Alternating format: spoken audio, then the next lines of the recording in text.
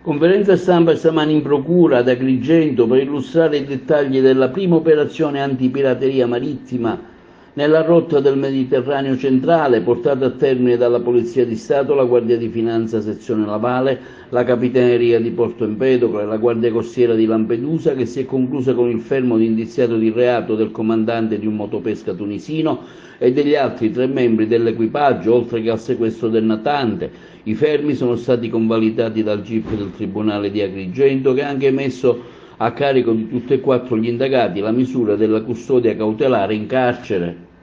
Ha seguito per noi la conferenza stampa il collega Giuseppe Moscato. Noi da decenni chiaramente ci occupiamo del fenomeno dell'immigrazione clandestina, tante cose abbiamo visto in questi anni, alcune terribili, abbiamo avuto episodi con circa 300 morti e in ultimo ci siamo occupati di un reato assolutamente anomalo che non vedevamo in Europa da tanto tempo, cioè la tortura, quello che avveniva nei campi libici, e adesso la pirateria che è un fenomeno che avviene in altre parti del mondo e che è un fenomeno estremamente pericoloso, sanzionato anche in ambito internazionale. La prima volta che lo stiamo registrando qui nel canale di Sicilia e anche in ambito europeo su quella che continua a essere la rotta più pericolosa al mondo per la migrazione. La pirateria, che è un reato punito in maniera grave perché è una condotta molto grave, cioè mette estremamente a rischio,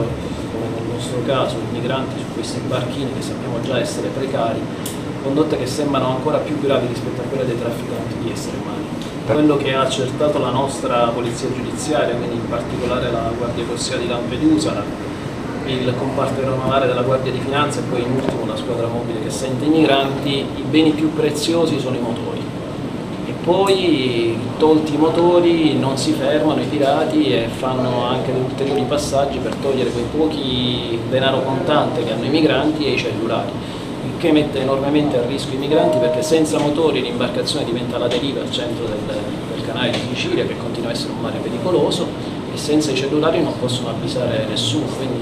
aumentano incredibilmente i rischi che già esistono alla partenza. Gli approfondimenti esperiti dai colleghi della Guardia Costiera, il peschereccio è stato portato in porto a Lampedusa per gli approfondimenti di polizia giudiziaria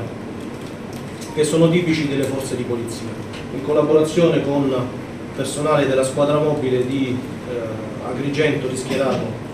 sull'isola pelagica sono stati effettuate tutta una serie di atti di polizia giudiziaria, come la perquisizione, il sentire a sit i migranti, che hanno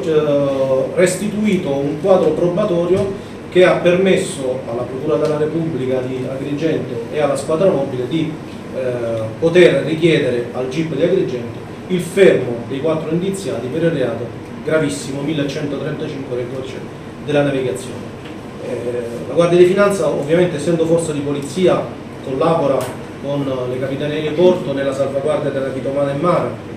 La Capitaneria di Porto, come sapete, è autorità nazionale di salvamento, noi collaboriamo quindi su richiesta o di iniziativa, ma il nostro scopo principale, essendo la Polizia del Mare, è quello di andare a ricercare e reprimere i reati. Sostanzialmente poi a margine dell'attività di soccorso è partita anche un'attività ispettiva sul peschereccio, in particolare grazie anche alla presenza di un ispettore a bordo della motovedetta della 285 sempre di Lampedusa, un ispettore abilitato ai controlli sulla pesca in ambito ICCAT, che è in buona sostanza un accordo intergovernativo, una commissione permanente proprio per il controllo della pesca del tonno sia nell'Oceano Atlantico che nel Mar Mediterraneo.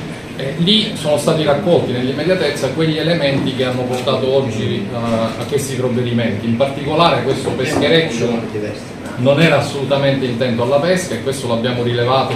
dall'assenza di pescato, dalle reti assolutamente asciutte, ma soprattutto è stato il rinvenimento di 2 motori fuori bordo che nulla avevano a che vedere con la navigazione del peschereccio, e oltre a contanti in valuta dinari tunisini, dollari, addirittura anche euro, e 5 cellulari, se non ricordo male, che poi sono stati riconosciuti dai migranti. Questo chiaramente è l'aspetto che ci interessa a noi in maniera particolare, per questo c'è una forte attenzione dal Comando Generale e anche l'iniziativa della Procura di convocare un tavolo tecnico per riuscire a individuare tutti quegli strumenti utili per disincentivare questo tipo di fenomeno a cui sembra ormai i pescherecci tunisini si sono orientati anziché pescare, e ovviamente evitare quelle tragedie che tutti noi purtroppo conosciamo, utilizzando anche questa costruzione e questi strumenti che ci pervengono tanto dalla Convenzione sul diritto del mare che dal codice della navigazione. Quello che possiamo assicurare, ma queste sono le direttive del nostro comando generale, questa attività di controllo continuerà anche nei prossimi giorni, ovviamente in considerazione anche al verificarsi di questi fenomeni, ma soprattutto anche in considerazione degli sbarchi che continuano ovviamente anche in questi giorni. Per motivi di pubblica sicurezza, come autorità di pubblica sicurezza, è per noi importantissimo avere un supporto così importante da parte degli apparati giudiziari, perché la polizia di sicurezza è da un lato prevenzione e dall'altro, quando la prevenzione non basta, è repressione, ma la repressione ha un suo aspetto che è anche, tra virgolette, se vogliamo usare un termine forbito, pedagogico. In realtà è un deterrente. Quando si contestano, perché ce ne sono gli elementi di fattispecie, non semplicemente per far paura, ma perché la fattispecie si integra, come in questo caso, un reato di totale gravità, questo dovrebbe indurre perlomeno chi commette reati di questo tipo a farsi due conti. In realtà purtroppo sappiamo che la situazione generale attorno a questo fenomeno è una situazione molto confusa e abbastanza fluida, cambia costantemente.